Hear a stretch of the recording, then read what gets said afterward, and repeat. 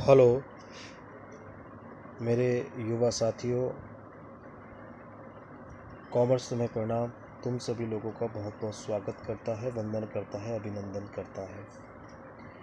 जैसा कि मुझे आप लोगों का स्नेह और प्यार बेहद मिल रहा है साथियों, उसके लिए मैं बहुत हर्षित हूँ, बहुत गौरवान्वित महसूस करता हूँ। कृपया इसी तरीके से अपना स्नेह और आशीर्वाद बनाए रखिएगा।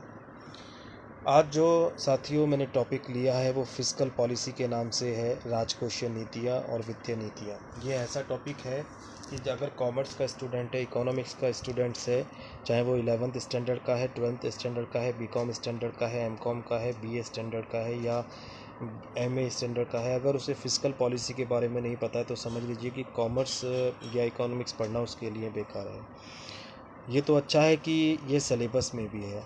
इधर जो है बीकॉम फाइनल में मनी एंड फाइनेंशियल सिस्टम जो इनका है, आपका जो पेपर है उसमें पहला चैप्टर में जो आपका यूनिट नंबर 1 है, high power money, sources of change in high power money और इंडियन बैंकिंग सिस्टम, टोटल जो है इसके अंदर हम लोग ये आपको जो है हेल्प मिलने वाली है इससे।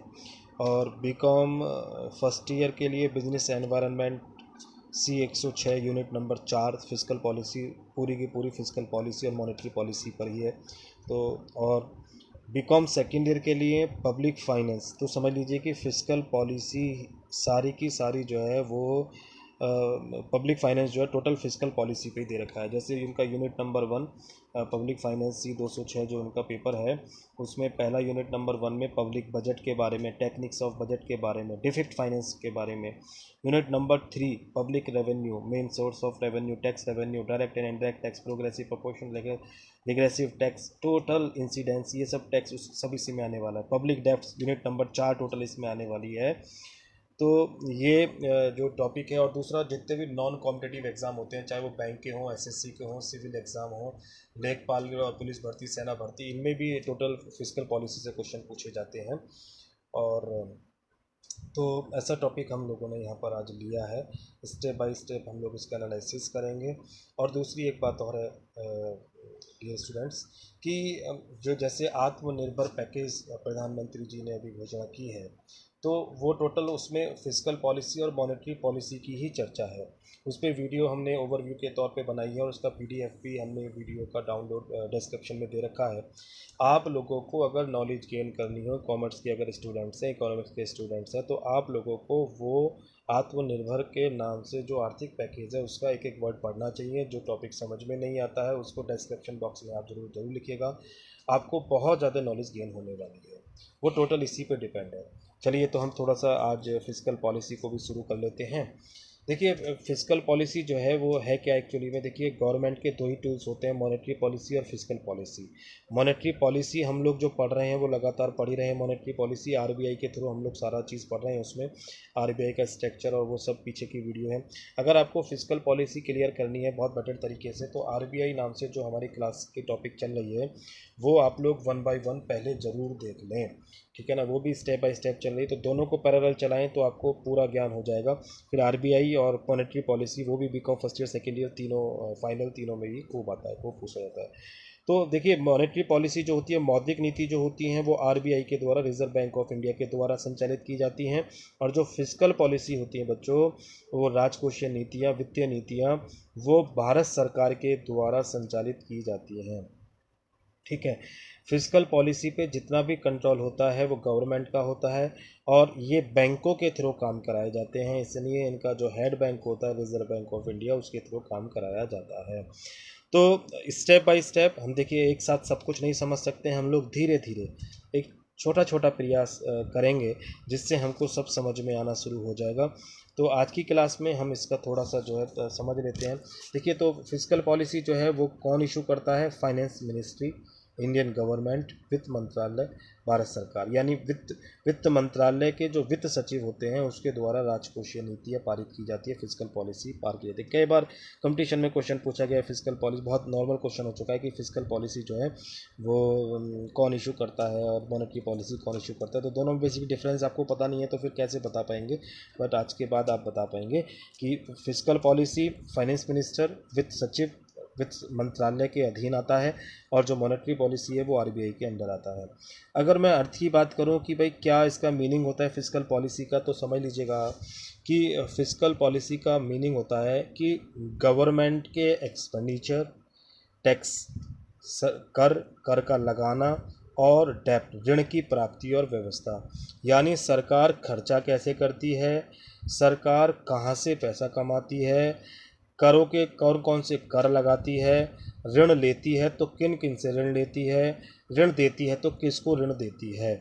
इसकी अगर हम लोग बात करेंगे तो समझ लीजिएगा कि हम लोग फिस्कल पॉलिसी की बात करने वाले हैं। सरकार अपनी राजकोषीय नीति के द्वारा इकोनॉमिक्स में जो भी इकोनॉमिक एक्टिविटीज़ होती है उनकी नेचर को, उनके स्टैंडर्ड को, उनके फैक्टर को इफ़ेक्ट डालती है। सरकार जो क्या काम करती है कि अपनी जो फिस्कल पॉलिसी है इसके थ्रू क्या काम करती है कि अर्थव्यवस्था में क्या करती है, चेंज लाती है। ठीक है ना। एक बड़े इकोनॉमिक्स हुए हैं आर्थर स्मिथीज, उन्होंने कहा था कि राजकोषीय नीतियाँ जो हैं वह नीति होती हैं जो सरकार अपने व्यय और रेवेन्यू, यानी रेवेन्यू का मतलब जो प्राप्त होने वाला, उनके कार्यक्रम के थ्रू नेशनल इनकम, राष्ट्रीय आय, जीडीपी, उत्पाद, रोजगार पर प्रभाव डालना चाहती है। अवांछित प्रभाव को रोकना चाहती है, ऐसा प्रभाव रोकना चाहती है जो सरकार नहीं चाहती है और ऐसा प्रभाव डालना चाहती है जो वो डालना चाहती है। तो कुल मिला के कहने का मतलब क्या हुआ कि जो भी फिस्कल पॉलिसी है वो सरकार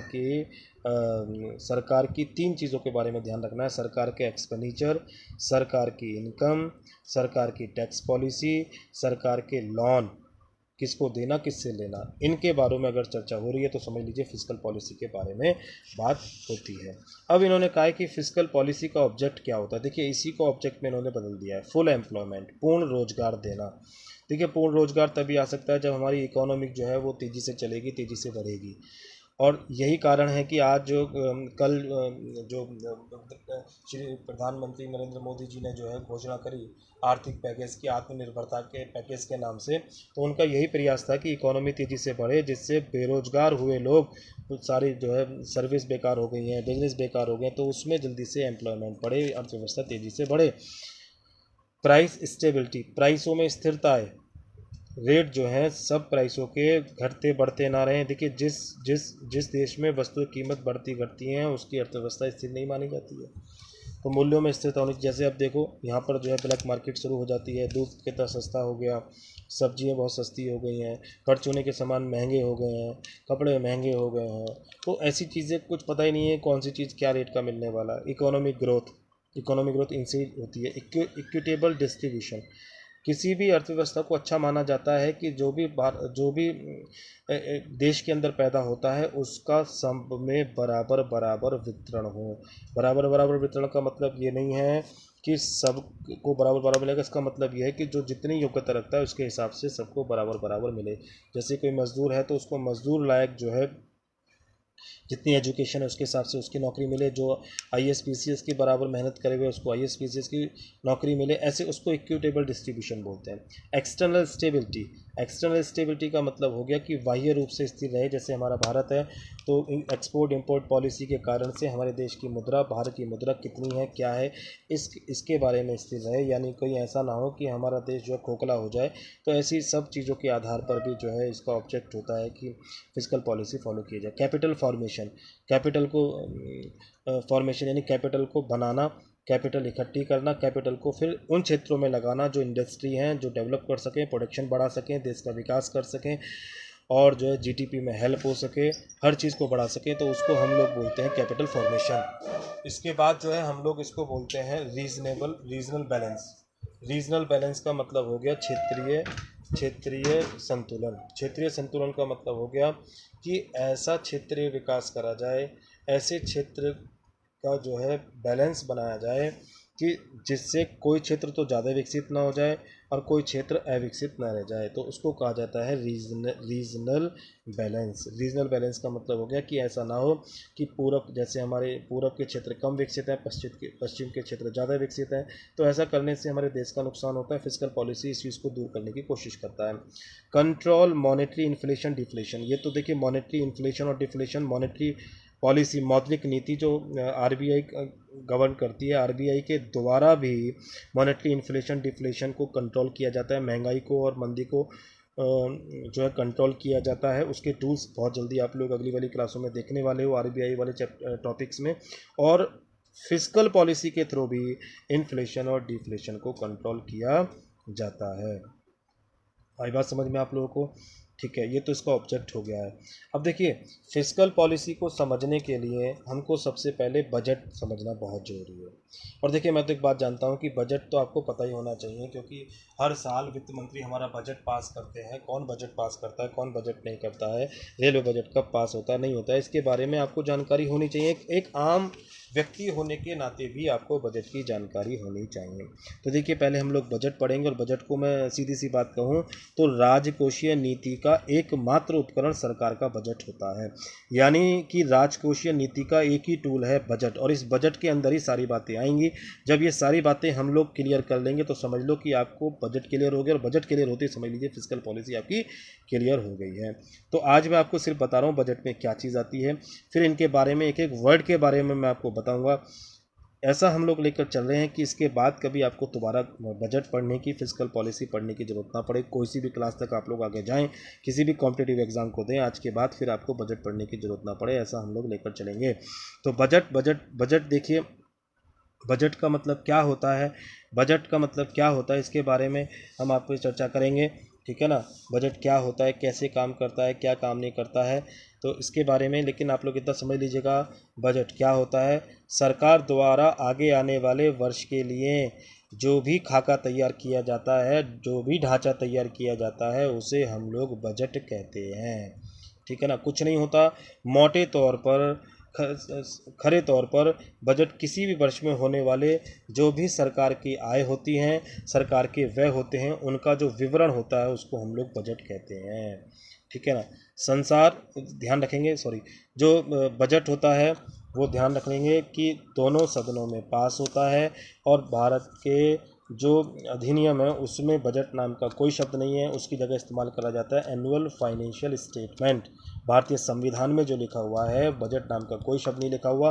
भारतीय वार्षिक आर्थिक विवरण एनुअल फाइनेंशियल स्टेटमेंट के नाम से लिखा हुआ है, जिसे हम लोग बजट कहते हैं। अंग्रेज लोग बजट का इस्तेमाल करते थे, क्योंकि इंग्लैंड में बजट का मतलब होता है चमड़े का थैला। चमड़े के थैले में, अब मोदी सरकार नहीं आई थी तो इससे पहले जितने भी वित्त मंत्री थे वो चमड़े के थैले में लेकर आते थे, एक प्रतीक मानते थे, लेकिन उन्होंने इसकी प्रथा को बदली। अब लाल रंग के कपड़े में मोदी सरकार इसको लेकर आती है और बजट को पेश करते हैं। तो बजट का मौका तौर पर आपको समझ में होगा। बजट जो होते हैं इसमें दो पार्ट होते हैं, revenue budget, capital budget. Revenue budget का मतलब हो गया रेवेन्यू बजट का मतलब हो गया राजस्व बजट, और कैपिटल बजट का मतलब हो गया पूंजीगत बजट। रेवेन्यू बजट दो भागों में बटा होता है, रेवेन्यू रिसिप्ट, ठीक है ना, राजस्व प्राप्तियां, रेवेन्यू एक्सपेंडिचर, राजस्व खर्चे। कैपिटल रिसिप्ट पूंजीगत प्राप्तियां, पूंजीगत खर्चे। और कैपिटल रिसिप्ट्स नीचे जाके दो पार्टों में हो जाते हैं, डेप्ट क्रिएटिंग जो ऋण उत्पन्न करता हो, नॉन डेप्ट क्रिएटिंग जो ऋण उत्पन्न नहीं करता हो। इनके बारे में हम लोग बिल्कुल डीपली एनालिसिस करेंगे, क्योंकि यही शब्द हमको समझने हैं। ये शब्द अगर हमारी समझ में आ गए तो समझो कि हमारा जो है बिल्कुल क्लियर हो जाएगा। आई होप आज आपको स्ट्रेटेजी, आज आपको इसका तरीका बिल्कुल समझ में आ गया हो। कल हम बजट को अंदर की डीपली एनालिसिस करेंगे, इसको लेके चलेंगे। आप लोग नोट्स बनाते रहिएगा, स्क्रीनशॉट लेके इसको प्रॉपर तरीके से पढ़ते रहिएगा। अच्छी लगे तो आप लोग इसको शेयर जरूर कीजिएगा, सबको इसको फ़ायदा उठवाइएगा। आपसे विनम्र निवेदन कि आप लोग तो कम से कम इसको लाइक कीजिएगा और कमेंट्स जरूर कीजिएगा। इसमें कोई बात समझ में नहीं आती डिस्क्रिप्शन बॉक्स में ज़रूर दीजिएगा, मुझे उससे मोटिवेशन मिलता है। आपका प्यार और स्नेह जब मिलता है तो मैं आगे बनाने के लिए प्रेरित होता हूँ। इसी कामना के साथ कि आपका भविष्य उज्जवल हो और आप नित्य नई सफलताओं को नमन करें। कल फिर पुनः आपसे मुलाकात करेंगे। बहुत बहुत धन्यवाद।